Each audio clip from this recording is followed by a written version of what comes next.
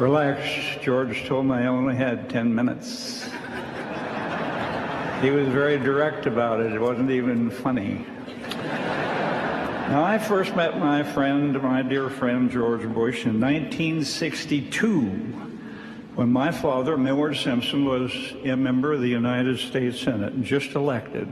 And I came back to Washington with Dad to settle on his new office, being vacated by one Senator Prescott Bush, George's father. Well, then we met again when my parents left Washington and sold their home to a brand spanking new congressman from Texas named George Herbert Walker Bush. So George and Barbara, Mom and Pop, did that sale on a handshake. Sound familiar? Then I came to the Senate in 1978, and soon after that, Ronald Reagan cornered me and asked me to support him for president. And I said I would, not knowing that my friend George would enter the fray. Hearing that, I called and I said, George, I want to tell you I'd love to help, but I already committed to Ronald Reagan. George's response? Well, Al, I'm sorry about that. I probably should have let you know sooner. And actually, a guy doesn't get very many calls from a friend who says they can't support him. Sound familiar? Of course it does. Because in George Bush's theme of life, during all the highs and lows, there was a simple credo. What would we do without family and friends? And when he became vice president, our friendship, our enjoyable friendship, was refreshed, and the four of us had many, many pleasant times together. Now, my life in Washington was rather tumultuous.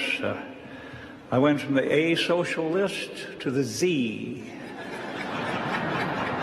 and never came back to the A. In one dark period, I was feeling awful low, and all my wounds were self-inflicted, all of them. And George called me early one morning, always early in the morning, country music playing in the background, and he said, I see the media is shooting you pretty full of holes.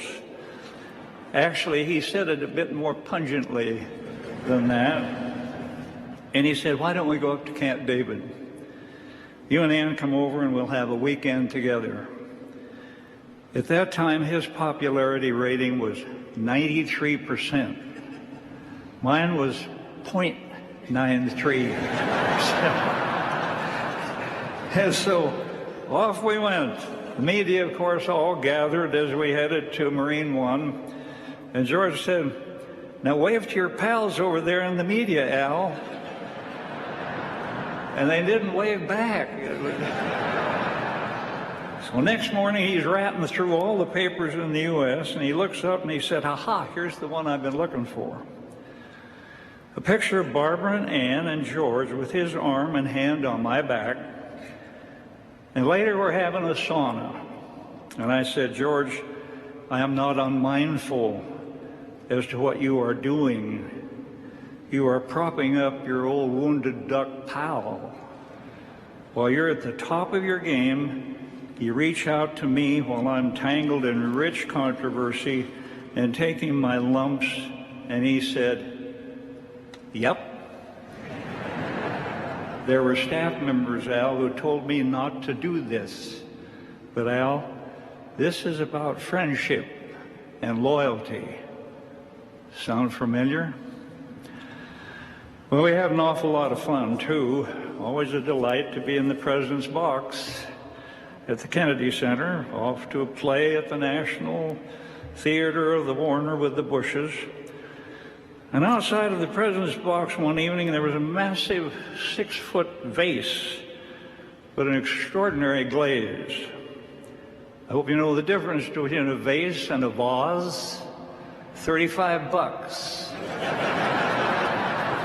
Now, George walked up to it and he said, Al, wait, I think that's Etruscan. I noticed that, he said, this blue-grayish glaze from that period, a clay that could only be found during that era. And I said, no, George.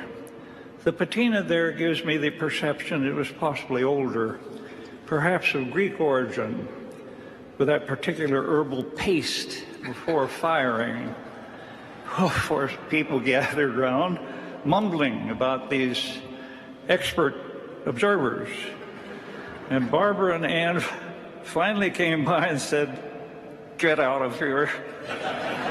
Both of you, get back in that box." Well, we did. Well, it was impressive for a while. And then, of course, one night, the four of us went to see Michael Crawford, singing the songs of Andrew Lloyd Webber. All four of us were singing as we went back to the White House.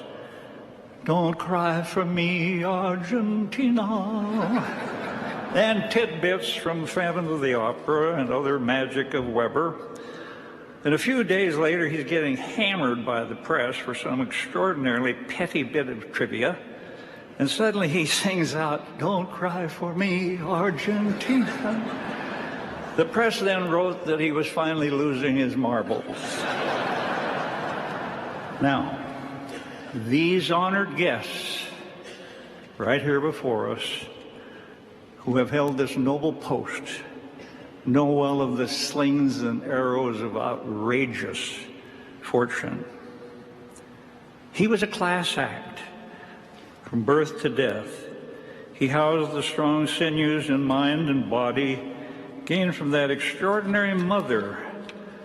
We compared our mothers as velvet hammers, of course, and certainly most awesome fathers. The history books will and are treating him most fairly, while uncovering some other powerful traits: his great competitiveness, his raw courage, and his self-discipline. Recall the Andrews Air Base conclave, where congressional participants drafted a remarkable bill that dealt with two-year budgeting, entitlement reform, comprehensive and catastrophic health care, Social Security solvency, and much more.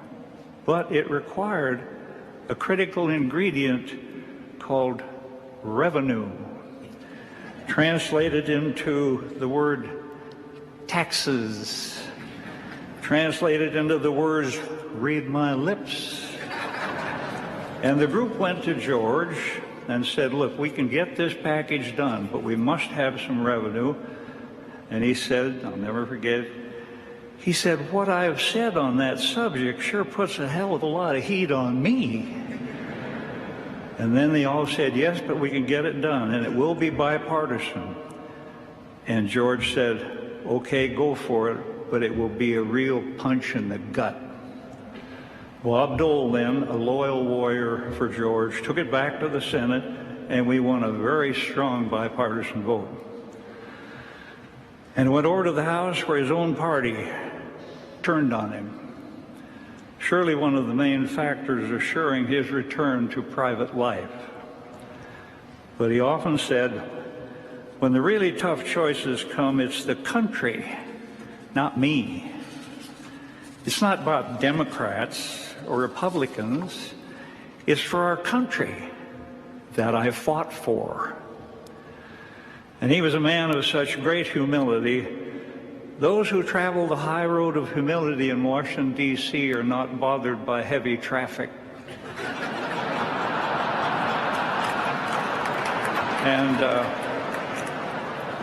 he had a very serious flaw, known by all close to it. He loved a good joke, the richer the better, and he'd throw his head back and give that great laugh, but he never, ever could remember a punchline.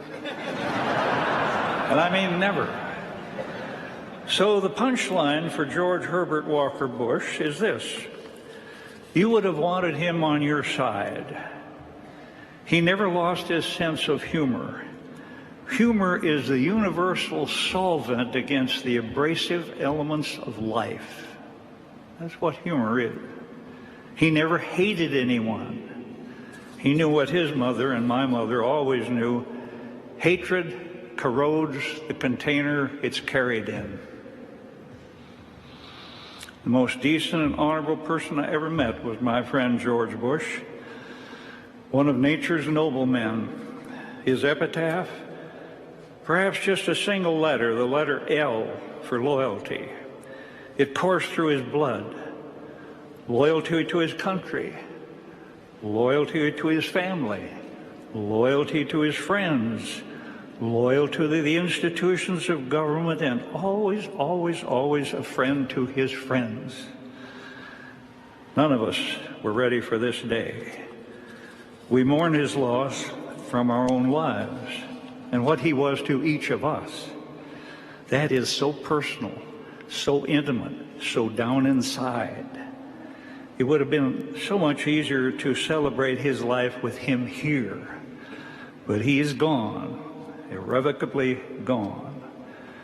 So now we have loosed our grip upon him, but we shall always retain his memory in our hearts. God has come now to take him back. We all knew on one unknown day he would return to his God. Now we give him up. We commend him to your loving hands. Thank you for him. God rest his soul.